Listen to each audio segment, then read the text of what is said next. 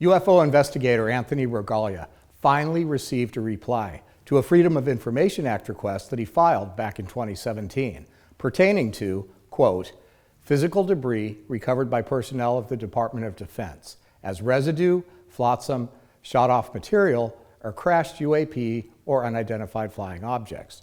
In what is being hailed by some media reports as a breakthrough for disclosure, the DIA agrees that it has documents responsive to the request on recovered UFO debris and its analysis.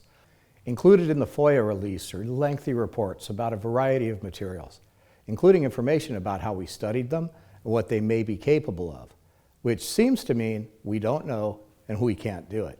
The release stops way short of admitting that the materials are ET, or acknowledging any of their origins for that matter. So let's connect the dots. It is indeed Advanced Aerospace Threat Identification Program, ATIP. And some of the documentation that has come out, not from me, that was authored by members of Congress, you will see quite clearly back in 2009, it is indeed called ATIP, Advanced Aerospace. I think disclosure already occurred. I don't think necessarily disclosure is an event. I think it's a process. And I think that process began.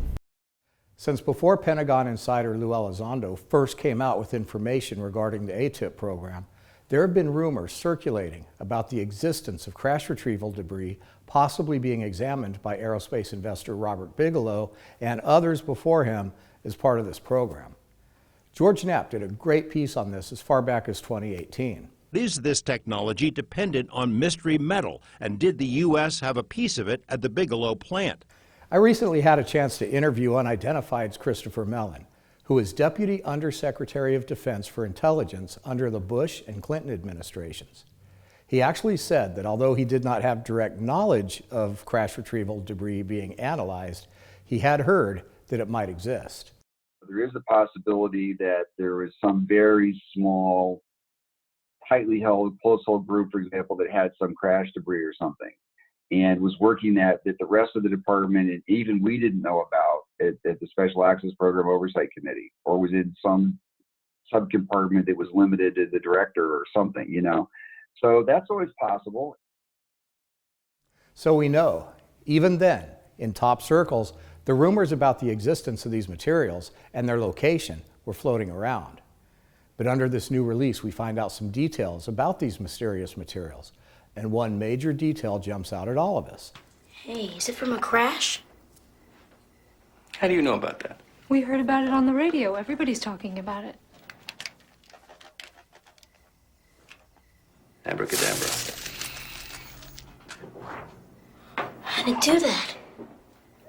The Defense Intelligence Agency admits the existence and study of a material dubbed nitinol. It's a shapeable, memory-retaining alloy. Could this be the famous Roswell metal so many witnesses have described? It was supposedly invented in a naval weapons research lab in 1959, and the name of the material is based on Nickel Titanium Naval Ordnance Laboratory. Today, nitinol, the shapeable memory-retaining alloy, is everywhere. It's used in medical devices and more. You could buy it in rolls, sheets, probably even custom-made jewelry. If you believe stories of extraterrestrial technology being ported to science and industry and then reportedly invented by humans, then this shapeable metal, nitinol, seems to fit the bill. Even if nitinol is explained away, the other materials listed here are too far out, and we haven't seen them or their applications anywhere. Let's take a look at part of the descriptions of metamaterials. Portions of the report center on next-generation amorphous metals, also called liquid metal or metallic glass. One type may be used to slow down light and even bring light to a complete standstill. Another type may induce invisibility by manipulating refraction, reflectivity, and increasing light absorption. Another type has the interesting ability to compress electromagnetic energy. Such condensing, they say, can make information and energy storage smaller and their transfer faster by reducing volume. Still another type exhibits a particular tunable resonance, which was likely determined during fabrication. We don't even know why we'd need that stuff, what we'd do with it, much less having anything to do with inventing it. Remember, Anthony's FOIA request specifically defined the materials as physical debris recovered by personnel of the Department of Defense as residue, flotsam, shot-off material, or crashed UAPs or unidentified flying objects. The Defense Intelligence Agency is a very sophisticated group. They're not going to release FOIA information that does not pertain to the request. It appears the reason that these materials were included is because somewhere in those secret files we may never see lies the connection to unidentified craft. This is truly huge, but as usual, anything that hints at disclosure, plenty of controversy and misinformation seems to be sprinkled around.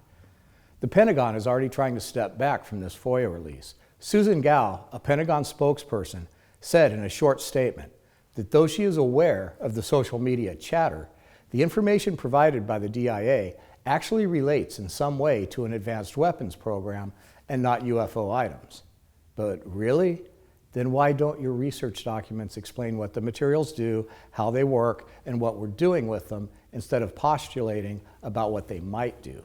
In a January 6th email and in a January 13th, 2021 email, the DIA branch chief Tominski again confirms his understanding of a request for UFO, UAP-related test results, not for known aero defense metals as the Pentagon now claims. Again, George Knapp sat down with Robert Bigelow and talked on February 6th. Is there machinery? Machinery really does exist. It does exist. The problem has been the inability to back engineer. The cat's out of the bag.